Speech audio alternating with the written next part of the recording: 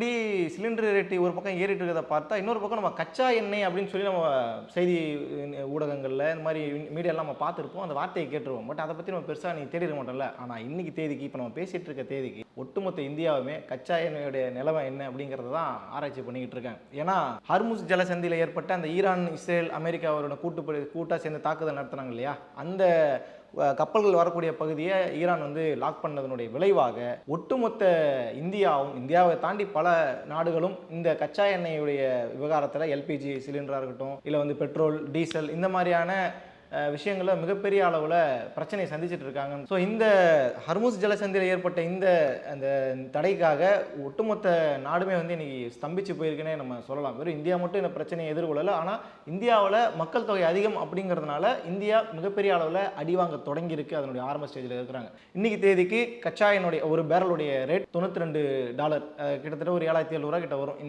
இந்தியாவோட மதிப்பில். ஸோ இந்தியாவுடைய மத்திய அரசு என்ன சொல்கிறாங்கன்னா, $130 எட்டினா நீங்கள் பெட்ரோல் ஏற்றுங்க, அது வரைக்கும் நீங்கள் பெட்ரோல் விலையை கொஞ்சம் கட்டுக்குள்ளே வச்சிருங்கன்னு சொல்லி ஹெச்பி, அதே மாதிரியான பாரத் பெட்ரோல், இந்த மாதிரி எல்லா நிறுவனங்களுக்கும் வந்து அறிவுரை சொல்லிக்கிட்டு இருக்காங்க. சரி, இதையெல்லாம் தாண்டி கச்சாயினுடைய இறக்குமதியில் 80-85% நம்ம வந்து இறக்குமதி நம்பி தான் இருக்கிறோம். நம்ம வந்து சொந்த நாட்டில் நம்மளால் உற்பத்தி பண்ண முடியாது. ஈராக், சவுதி அரேபியா, இந்த மாதிரி கல்ஃப் கண்ட்ரிலேருந்து நம்ம இறக்குமதி பண்ணுறோம். அந்த வர வழியை இன்னைக்கு வந்து லாக் பண்ணிட்டாங்க. இப்போ மாற்றா என்னடா இருக்குன்ற ஒரு கேள்வி இருக்குல்ல, அந்த கேள்விக்கு விடை தேடி கொண்டு இருக்கிறது மத்திய மாநில அரசுகள் எல்லாருமே. என்ன பண்ணலாங்கிறது மிகப்பெரிய ஒரு பிரச்சனையாகவே மாறி இருக்கு. இதில் இன்னும் கூடுதலாக என்ன அப்படின்னா, இந்தியாவை பொறுத்த அளவுக்கு ஒரு வருஷத்துக்கு 33 மில்லியன் டன் எல்பிஜி வந்து நுகர்வு செய்யறாங்க. அதுல உள்நாட்டு உற்பத்தின்னு எடுத்துக்கிட்டோம்னா நம்ம நாட்டிலே தயாரிக்கிறது வெறும் 40% மட்டும்தான். கிட்டத்தட்ட ஒரு 12 லிருந்து ஒரு 13 மில்லியன் அந்த மதிப்பிலான டன் மட்டும் தான் இங்க உற்பத்தி செய்யறாங்க.